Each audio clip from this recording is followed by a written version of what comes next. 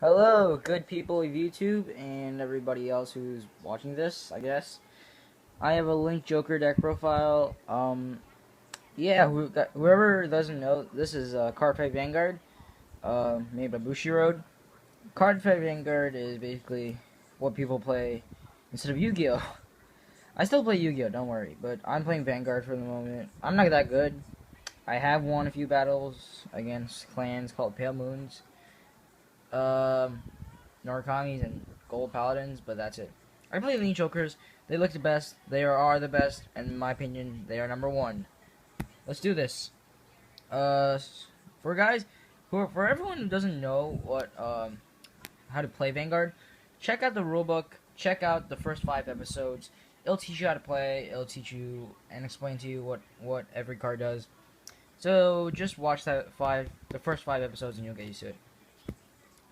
My starting Vanguard is Star Vader Dusttail Unicorn. You can read its ability right there. Counterblast 1. Put this into your soul. Lock another card. Really, just a good card, especially for Link Jokers. Oh, there's another starting Vanguard to replace this. That's not a vanilla one, but he is just the best. He doesn't look like a unicorn. He looks more like a tiger, I guess. Whatever. Here he is. Grade 1s, I have 4 copies of Hollow Twin Blades Binary Star. I think that's what it's called. I have 4 copies, yeah. Hollow Twin Blades Binary Star. You can see him right there. 8,000 power. He's a vanilla. He looks really cool, actually. Next, I run 3 copies of the bird, Star Vader Aurora Eagle. He's good. You want to boost all the units as high as possible. He helps you do that. You know, you want to use him as a rear guard. You don't want him to attack. You just want him to boost, and that's what you're gonna do. I play 3. Even though I play 3, I barely draw into it. It's not that good. 3 Star Vader. Homing Star Vader Fermium. Ability Counterblast 1. This unit gains 10,000. This unit gains 1,000 power until the end of the turn. 7,000 power. Critical 1. Why am I explaining this? Whatever. The one card, Grade 1, Asteroid Belt Lady Gunner. This card helps me draw and clear out my hand. I know it's not Star Vader, but it's still a decent card, I guess. 4 copies of Magma Shot Star Vader Neon. When this unit has if there's a Vanguard with Star Vader in its name, this unit gains 3,000 power. So if you attack with this on its own, it's 10,000. Boosted by at least 6,000, it's really good. But it has to be in rear guard. So if this guy's your Vanguard, don't even think about it. So that's grade 1s, grade 2s. 2 Mobius Breath Dragons.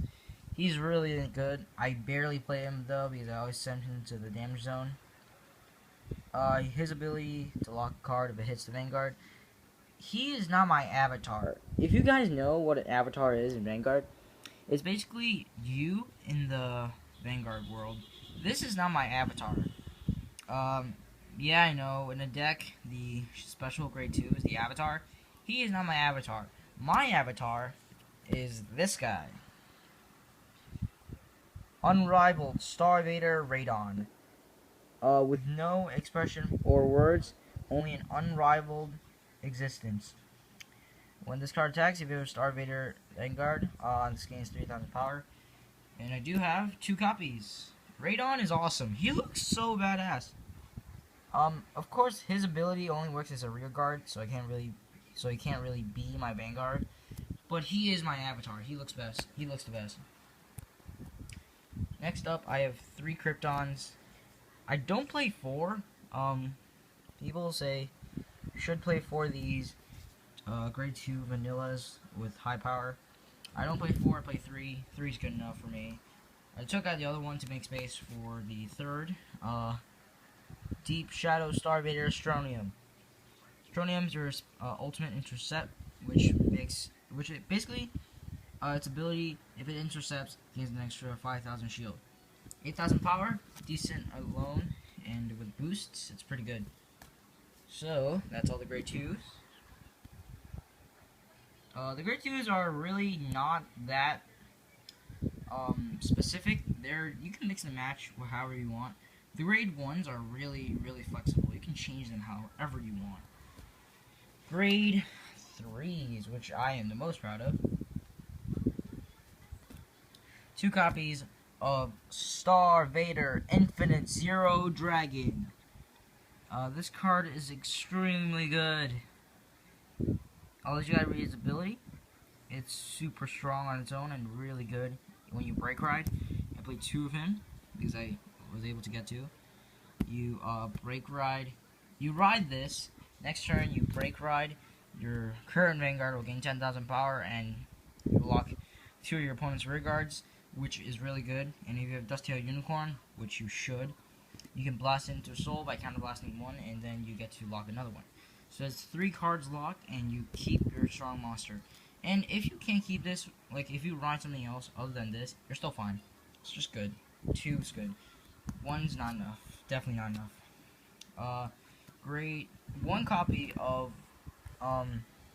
Star Vader Francium. Counterblast 1. This gains 3,000. Basic. Grade 3. Most decks. It's really generic. But you know, it's simple. I only play 1 copy. I don't like many of these. One catastrophic. 2's good. I wouldn't play 3 at all. This is terrible at 3. Looks really cool though. Basically, if I break ride, this will gain 10,000 power next turn. And it has 10,000 power already. So it's 20,000 by itself in 2 turns if you break ride, which I don't do that much. 3 Twilight Barons. Twilight Baron is your beat stick. He is one of the strongest cards, power-wise, but he's not the most useful. He does have his limits. He can't get past super strong monsters or vanguards, so you just need to watch out for that. But Twilight Baron is still good. The only problem, I wish it said that his name was Star Vader Twilight Baron, but you know, you can't have everything. The last grade 3 I play is Innocent Blade Heartless. This guy is really good in Link Jokers. I don't know why they didn't make this like a special card. Innocent Blade Heartless is really good. Counterblast 2, this attack hits, lock opponent's Vanguard, or lock opponent's rear guard. And Vanguard ability, this thing gains 3,000 power until the end of the battle. So what I like to do is I like to have my Infinite Zero break right into this. It'll gain 10,000 power plus the 3,000. You get to lock 2, move Dusttail Unicorn into the Soul, lock 3. Then if his attack hits, counterblast 2, lock 4 in total. That's really strong, actually. You can gain total field advantage if you do that. That's all the grades 1s, 2s, and 3s. Now for triggers. Triggers. 1, 2, 3, 4. Actually, I counted wrong. That's 5. 5 critical triggers. I play critical triggers a lot. Well, people play 8 critical triggers. I don't have 8, so that's why I don't play 8. But 5 is good. You want to deal your opponent as much damage as possible. It is really strong. Just take a critical trigger. It's useful. It's really useful. Heal triggers. I run 4. You always want 4. Sometimes you just don't get enough. You need to get enough. 4 is the maximum. So you just want to have that 4 triggers. You're only allowed 4 heal triggers in the deck, no matter how different they look. You're only allowed 4. That's a sad thing. If you had like 8, you'd be like too overpowered. 4 stand triggers. Keyboard Star Vader Berthium. He looks really bad. He plays keyboard. I applaud him. You want to stand your units because sometimes if you miss an attack or they guard your attack, you can stand them up. You get to attack again. It's good stuff.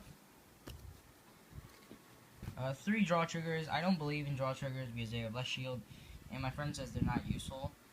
My friend even says stand triggers are more useful, which I don't completely disagree. I don't completely agree either. draw triggers, you sometimes do need to draw an extra card just to get advantage. So I believe him, and I don't at the same time. Whatever. That's my 16 triggers, my starting Vanguard, and my deck. So, hope you guys enjoyed this Cardfight Vanguard deck profile. I don't count on doing more Cardfight Vanguard deck profiles because Cardfight Vanguard is more expensive than Yu-Gi-Oh, being $18 a deck, and me being only having 2 decks, Narcomies and Link Jokers. Ivan has more cards. I'll do a profile of his deck when he's here, but for the moment he's in South Carolina, which is not even close where I live. He'll be back at the beginning of school year, so we're going to delay it for like 2 months, but trust me, it'll be worth it. He plays Pale Moons. It's awesome. So, once again, rate, comment, subscribe. Thanks for watching. Peace out.